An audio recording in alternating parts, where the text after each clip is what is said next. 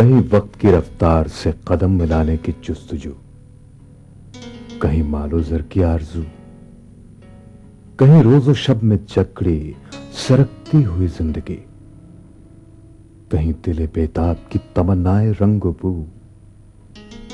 ऐसे में कौन है जो जिंदगी को हर रंग में, हर रूप में गले लगाए, हर मोड़ पर, हर काम पर जिंदगी का जश्न मनाए, जमाने को जीना सिखाए, जो हर मौजे हवा से सवाल करे। ला कोई नगमा कोई सौत, तेरी उम्र दराज, नौहाए गम ही सही, शोर शहादत ही सही, बांगे महशर ही सही, सूर कयामत ही सही। उनके अंदर मुनाफिकत बिल्कुल नहीं थी। उन्हें दोस्ती निभाने का बड़ा फन आता था। But really he was an open book. एक मजमे वाला आदमी था। इंसान वो बहुत बड़े थे। मोहब्बत कूट कूट के भरी हुई थी लतीफ में। वो आदमी ही ऐसा था, फुल ऑफ लाइफ था। ही लिव्ड एवरी मोमेंट। बस एक शफीक सी प्यारी सी शख्सियत, जिसकी बहुत प्यारी प्यारी बहुत सी बातें। ऐसा ही एक शख्स था लतीफ कपाडिया।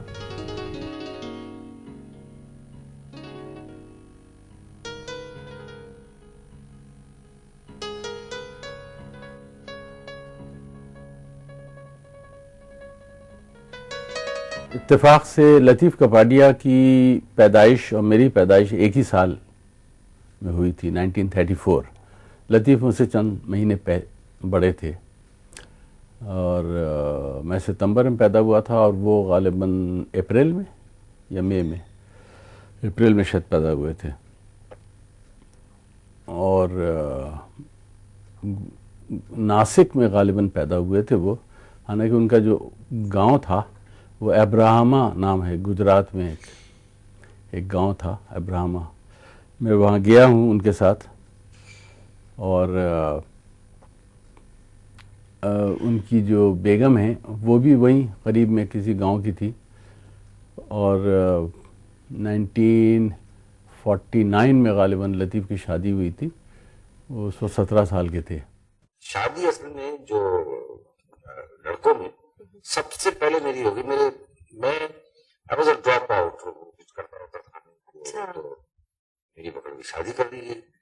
शायद सुधर जाए। हाँ। ऐसा होता है ना, शादी कर देते हैं, सुधर जाएगा। नहीं आता, सेटल हो जाएगा, सुधर जाएगा। किससे हो सकता है? हालांकि 17.5 साल की उम्र में शादी हुई तो जितने जो भी कर रहे थे ऐसे ऐसे काम उसके बाद ही किए होंगे ना, तो कहां से सुधरेगा।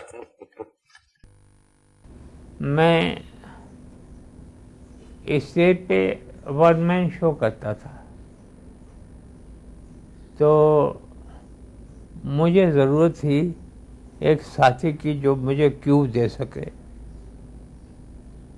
तो लतीफ़ कपाडिया साहब गाना गाते थे और शौकिया गाना गाते थे और ड्रेसअप बहुत सही करते, अच्छा करते थे।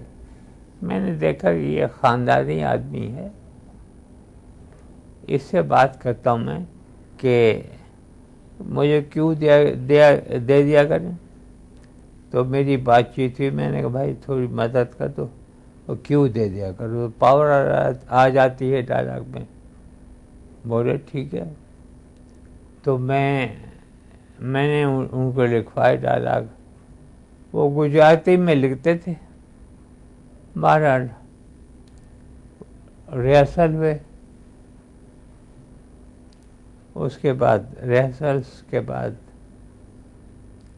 एक मात्रा स्टेज पे परफॉर्म किया। वो भी एक रिहर्सल थी, तो वो परफेक्ट थे।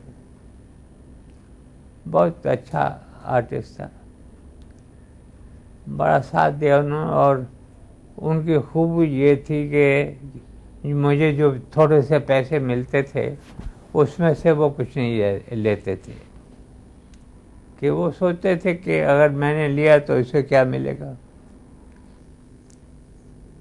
हम लोग सब दोस्त जमा होते थे विक्टोरिया रोड पे। मैं, एसबी जान, अहमद यूडी, इकबाल अख्तर, सब लोग जमा होते थे और एक होटल था वहाँ केवलिटी, उसके बाहर हम लोग जमा होते थे। जब सब जमा हो जाते थे, होटल में इसीलिए जाते थे, पहले हिसाब लगाते थे कि पैसों का, जब पैसों का हिसाब सही हो जाता था तो एक आदमी को दे देते थे पैसे, जाते थे तो होटल में चाय वगैरह पीते थे। अगर किसी साहब ने चिकन पैटीज खानी है तो टेबल के नीचे से चमनी दे दे भाई, तो वो खाता था आपने पैटीज। तो सब दोस्त उनको बहुत प्यार से देखते रहते थे, ऐसा लगता था जैसे सब खा रहे हैं, हालांकि वो अकेले खा रहा होता था। बहरहाल वो टोमेटो सॉस फ्री थी, तो वो सबके लिए फ्री थी, सब दोस्तों के लिए। तो उंगली से सब चख लेते थे। बड़ा अच्छा वक्त उसके साथ गुजरा। बहुत बड़ा आदमी, बड़े दिल का आदमी था वो। कराची में एक इलाका है जिसे गुरु मंदिर कहते हैं। मेरा घर गुरु मंदिर पे ही था और मेरे घर से थोड़ी दूर लतीफ़ का घर था। उस वक्त मैं कम उम्र था। लतीफ़ के वालिद के घर हर जुमेरात को कव्वाली होती थी और मैं कव्वाली सुनने जाता। उस वक्त तो दोस्ती नहीं हुई, मगर मेरी और लतीफ़ की दोस्ती को तकरीबन 30 बरस हो गए थे। अव्वल तो बात यह है कि जो लोग अच्छे होते हैं उनकी तारीफ़ करना सबसे आसान काम है। बहुत से लोगों ने यही कहा होगा